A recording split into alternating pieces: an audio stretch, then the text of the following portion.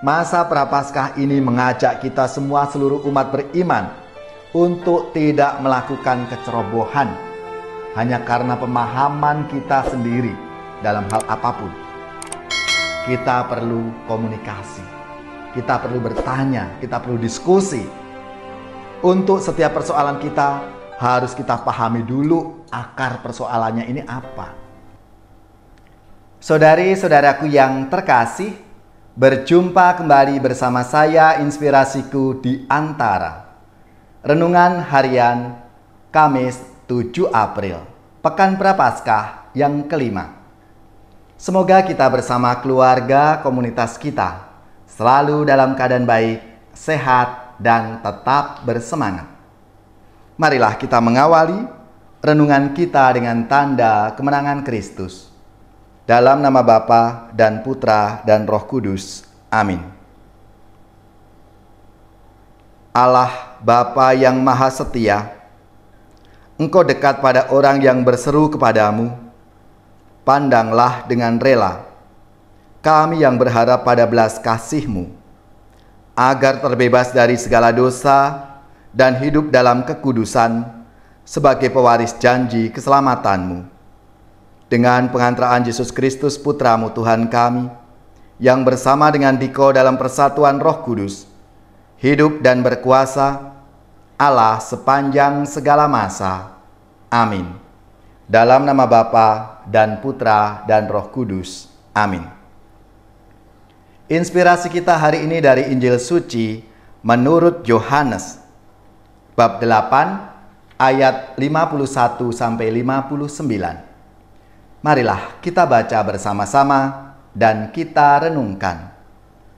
Sekali peristiwa, Yesus berkata kepada orang-orang Yahudi, "Aku berkata kepadamu, sungguh, barang siapa menuruti firman-Ku, ia tidak akan mengalami maut sampai selama-lamanya." Kata orang-orang Yahudi kepada Yesus, "Sekarang kami tahu bahwa Engkau kerasukan setan. Sebab Abraham telah mati, dan demikian juga nabi-nabi. Namun Engkau berkata, barang siapa menuruti firman-Ku, ia tidak akan mengalami maut sampai selama-lamanya. Adakah Engkau lebih besar daripada bapa kita Abraham yang telah mati? Nabi-nabi pun telah mati. Dengan siapakah Engkau samakan dirimu?" Jawab Yesus, "Jikalau aku memuliakan diriku sendiri, maka kemuliaanku itu sedikit pun tidak ada artinya. Bapakulah yang memuliakan aku. Tentang Dia kamu berkata, Dia adalah Allah kami, padahal kamu tidak mengenal Dia. Sebaliknya, aku mengenal Dia, dan jika aku berkata aku tidak mengenal Dia, maka aku adalah pendosa, sama seperti kamu. Tetapi aku mengenal Dia, dan aku menuruti firman-Nya. Abraham bapamu bersuka cita bahwa ia akan melihat hariku. Ia telah melihatnya, dan ia bersuka cita."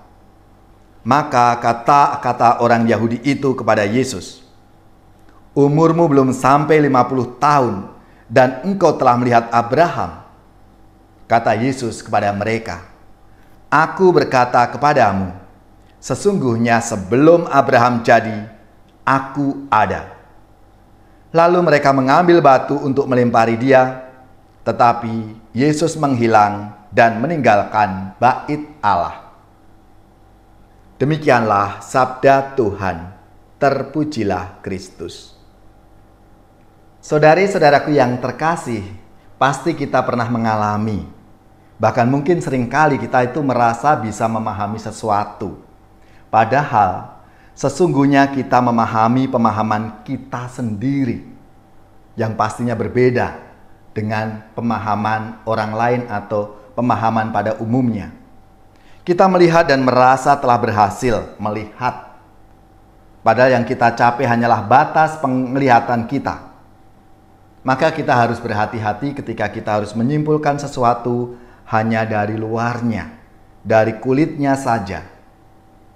seluk-beluk sesuatu itu belum diketahui, atau jangan-jangan justru kita sendiri yang sering menyimpulkan sesuatu hanya dari kulitnya, dari luarnya saja itu.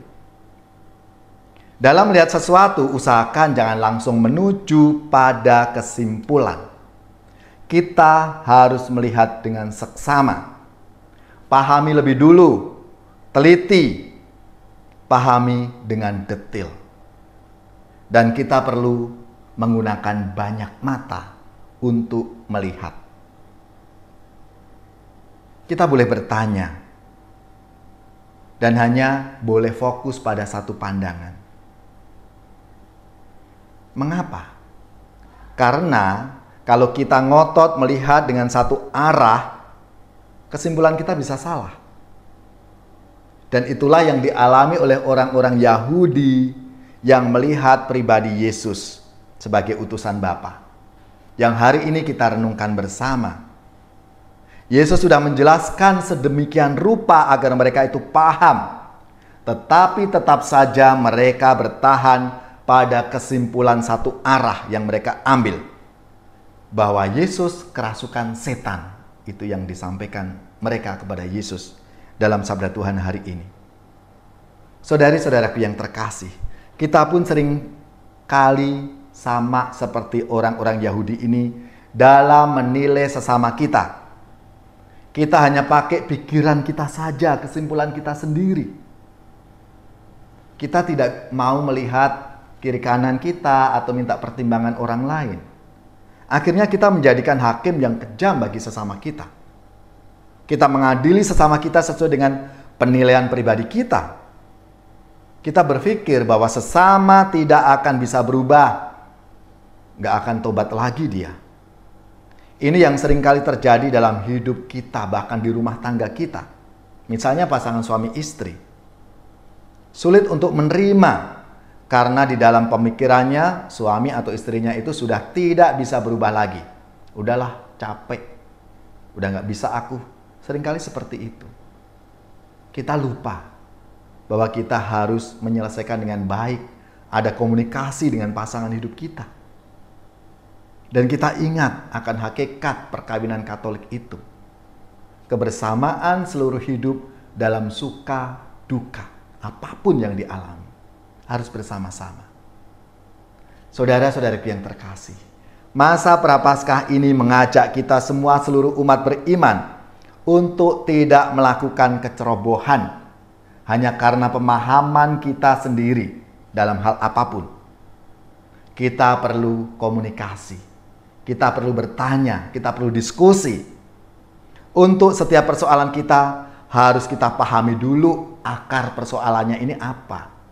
Pahami dulu sebelum berkomentar dimanapun, bahkan kadang di medsos kita, agar apa yang kita simpulkan itu benar-benar sesuai dengan kebenarannya. Sehingga kesimpulan kita tidak serta-merta lahir dari pemahaman yang tidak punya dasar. Saudara-saudaraku yang terkasih, marilah kita mohon rahmat Tuhan, mohon rahmat kebijaksanaan, supaya kita mampu untuk menilai sesama kita, untuk melihat semuanya dalam kehidupan kita ini dalam kebijaksanaan Tuhan dan melalui kacamata Tuhan sendiri, sehingga kita sungguh-sungguh menyadari akan rahmat Allah dalam setiap pengalaman hidup kita.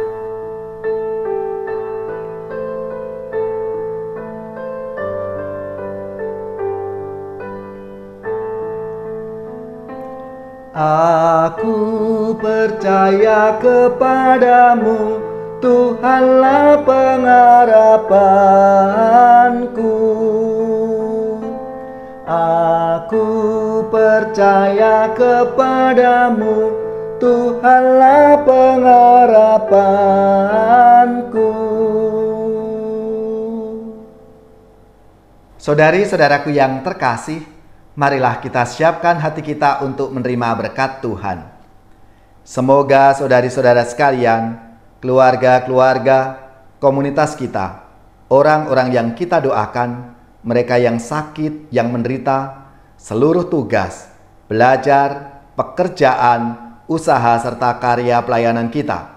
Dibimbing, dilindungi, dan diberkati oleh Allah yang Maha Kuasa, Bapa dan Putra dan Roh Kudus.